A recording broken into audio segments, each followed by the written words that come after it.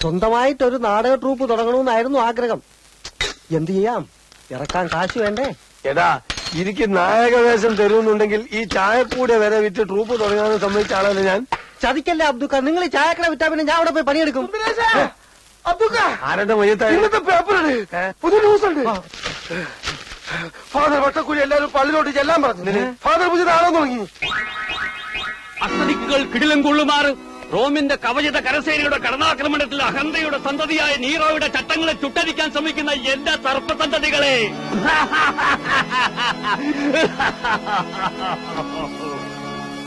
വെനീസിലെ സുന്ദരി, രചനയും സംവിധാന മേൽനോട്ടവും ഫാദർ വട്ടക്കുഴി. പാപ്പച്ചൻ വരുന്ന സംവിധാനം ചെയ്ത് തന്നാ മതി. വേദന കൊണ്ട് പൊളയുന്ന അടിമ പറഞ്ഞു, അടി അടി അടി, നിന്റെ ചാട്ടുവാറുകൾക്ക് വിശ്രമം കൊടുക്കാതെ അടി. മനുഷ്യനെ കൊണ്ട് ചവിട്ടിമതിക്കുന്ന ദുഷ്ടസന്തതി, നിന്റെ ബലം ക്ഷയിക്കുന്നതുവരെ അടി. കലക്കി വെച്ചോ, പാപ്പച്ചനെഴുതിയ നാടകത്തിനേക്കാളും ഉഗ്ര നാടകം. അടിമയുടെ വേഷം ഞാൻ ഇപ്പോഴേ ബുക്ക് ചെയ്തിരിക്കുന്നു. നിനക്ക് ഞാൻ യേശുക്രിസ്തുവിന്റെ വേഷം തരാം. എന്താ? അല്ല, ഇവനാവുമ്പോ കുരിശിന് പകരം രണ്ട് ഈർക്കിലി വെച്ച് കെട്ടിയാ മതിയല്ലോ. ഇവിടെ വേഷങ്ങൾ തരാനും തീരുമാനിക്കാനും ഞാൻ അച്ഛനുണ്ട് കേട്ടാ. അല്ല, അതൊക്കെ കണ്ടില്ലല്ലോ. അച്ഛൻ ട്രൂപ്പ് തുടങ്ങി അറിഞ്ഞപ്പോഴേ നായിക ബുക്ക് ചെയ്യാൻ പോയിരിക്കുക. ഓഹോ, ആ, ഇതെല്ലാം കണ്ടുകൊണ്ട് സുന്ദരിയായ രാജകുമാരി മന്ദം മന്ദം നടന്നു വരുന്നു. വേദനയോടെ താഴെ കിടക്കുന്ന അടിമയുടെ കൈകളെടുത്ത് രാജകുമാരി ചുംബിക്കുമ്പോൾ രാജകുമാരി ചുംബിക്കുമ്പോൾ അവിടെ ഒരു ഗാനം ആരംഭിക്കുന്നു.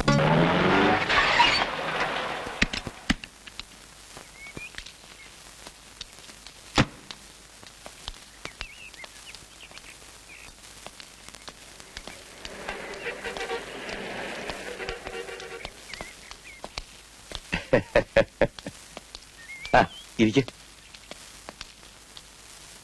അമ്മേ, അറിഞ്ഞതായി ഭാവിക്കണ്ട. പെണ്ണ് കാണാൻ വന്നിരിക്കുക മേപ്പാടത്തെ ദാമോദരക്കുറിപ്പിന്റെ മോനാ. ചടങ്ങുകളിലൊന്നും പുള്ളിക്ക് താല്പര്യമില്ല. ചെറുക്കന് നമ്മുടെ പെണ്ണിനെ ഇഷ്ടപ്പെട്ട നമ്മുടെ ഭാഗ്യം. ഇഷ്ടപ്പെടും. വാ. ചെറുപ്പത്തിലേ കണ്ടിട്ടുള്ളതാ. എനിക്ക് ആദ്യം അവിടെ മനസ്സിലായില്ല. പിന്നെ അച്ഛനൊക്കെ സുഖായിരിക്കണോ? ഞങ്ങള് പഴയ ബന്ധ. ഇപ്പൊ നിങ്ങളുടെ ആ കവലയിലുള്ള മില്ലില്ലേ, അതെ, അത് മമ്മനോട് കച്ചവടാക്കി കൊടുത്തത് ഞാനാ. അത് വാങ്ങിയ ശേഷം എന്താ ഐശ്വര്യം. ഇപ്പൊ എത്രയാ മില്ലുകള്.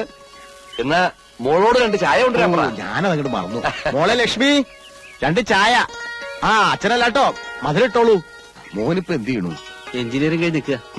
വല്ലവരുടെയും കമ്പനിയിൽ എഞ്ചിനീയറായിട്ട് ജോലിക്ക് പോകേണ്ട ഒരു കാര്യമില്ല. ഉള്ള ബിസിനസ് തന്നെ നോക്കി നടത്താൻ ആളില്ലെന്നാ മുതലാളി പറയണത്.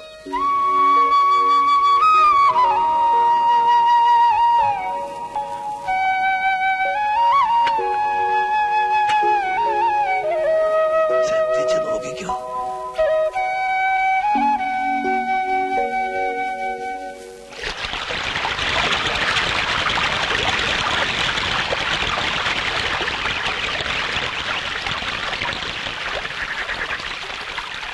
അനർഘ നിർഗളമായി ഒഴുകുന്ന ജീവിത നദിയുടെ മറുകര നിന്നുകൊണ്ട് അവൾ വിളിച്ചു, ചേട്ടാ.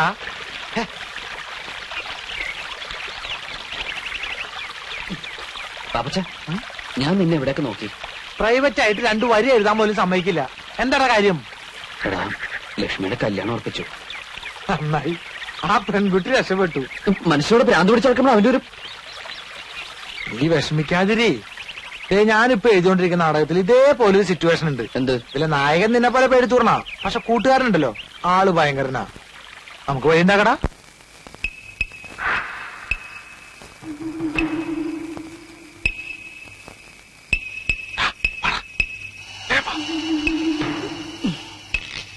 ഇവിടെ ആരുമില്ല. നീ ആ പെണ്ണിനോട് എന്താ പറയാനുള്ളതെന്ന് വെച്ചാൽ വേഗം പോയി പറഞ്ഞിട്ട് വന്നോളാം. ആരെങ്കിലും വരാൻ ഞാൻ വിസിലടിക്കാം. വിസിലടിച്ച ആളെക്കുട്ടി കൊന്നോളി ഞാൻ. വിസിലടിക്കാൻ പാടില്ല അല്ലേ? അടിക്കാം, പക്ഷെ അതിന്റെ അവസാനത്തെ അടിയായിരിക്കും.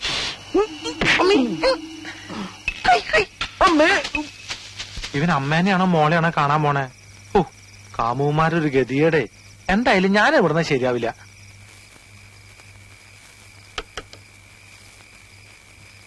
ലക്ഷ്മി, ലക്ഷ്മി, ലക്ഷ്മി, വാതിലോർക്ക്. ലക്ഷ്മി,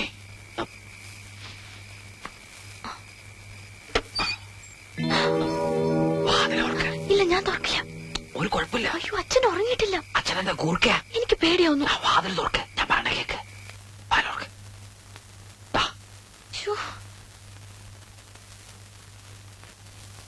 ഈ കുറ്റിയക്കാരാ കണ്ടുപിടിച്ച്.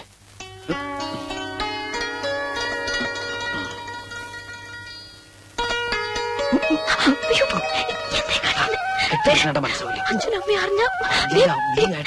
എനിക്ക് പേടിയാവുന്നു. നീ എങ്ങനെ കല്യാണത്തിന് സമ്മതിച്ചോ അവനെയും കൊല്ലും നിന്നെയും കൊല്ലും ഞാനും ചാവും. ഞാൻ സമ്മതിക്കില്ല. പ്ലീസ്, അച്ഛൻ ഉറങ്ങിയിട്ടില്ല. റേഷനരി മണപ്പിച്ച് ബോധം കെടുത്താം. വേണം കുമാരി.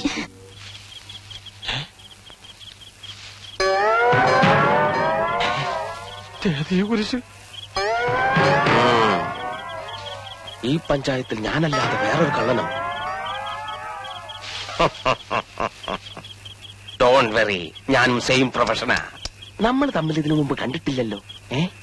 ഏത് ജയിലിലായിരുന്നു? ഞാൻ പൂജപ്പുരേന. കൂട്ടുകാരൻ ആ വീട്ടിലേക്ക് പറഞ്ഞു വിടുന്നത് ഞാൻ കണ്ടു.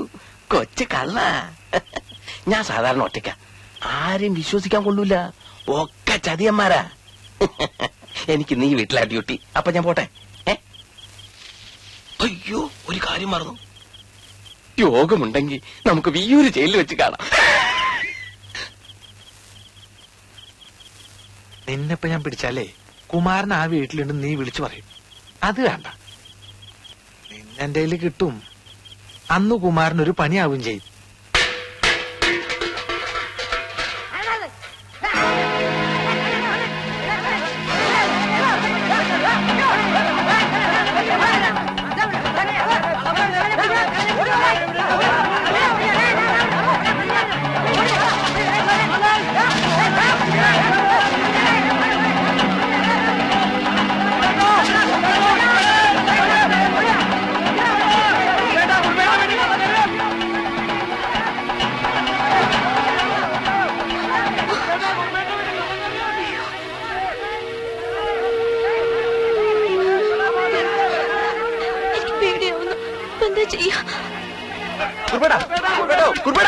ഒന്ന് പെട്ടെന്ന് മാറുന്നത്. ഒരു കള്ളൻ കയറി. കള്ളൻ ഇനി കള്ളനാന്നും പറഞ്ഞു കുമാരനെ എങ്ങനെ അവര് കയറി പിടിക്കോ? ഞങ്ങൾ കണ്ടതാണെന്നേ. പിന്നെ ഏത് വഴിക്ക് പോയി? എന്താ കുറിപ്പേട്ടാ? ഒരു കള്ളം വന്നു എന്ന് പറയണു. ഇവരെ ഓടിച്ചിവിടെ കൊണ്ടുവന്നു. പിടിക്കോ? എന്നിട്ട് എല്ലാരും നോക്കി നിൽക്കണേ. പോയി നോക്കടാ. നിങ്ങൾ അങ്ങോട്ട് പോ. നിങ്ങൾ അവിടെ പോയി നോക്കാൻ. പോയി നോക്കാൻ. പോയി നോക്കടാ. ചേട്ടാ ഇത് കയറാൻ. അപ്പൊ ഞാൻ കള്ളനെ ഒന്നും പറയണ്ട. ഇത് കയറാൻ. അല്ല ചേട്ടാ, ഞാൻ എങ്ങോട്ടാ നീ എവിടെയെങ്കിലും പോ. മോളെ ലക്ഷ്മി, എവിടെ പോണേ? അച്ഛനാത്.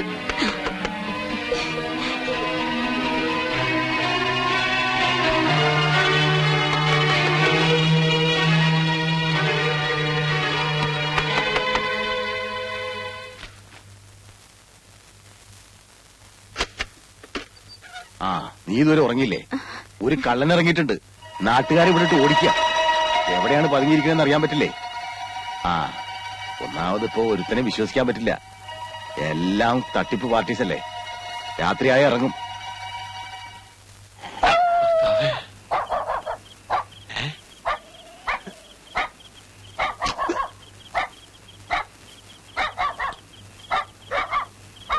ആ താടിത്തെണ്ടിനെ കിട്ടിങ്ങ ഈ തെണ്ടിനെ രക്ഷിക്കായിരുന്നു.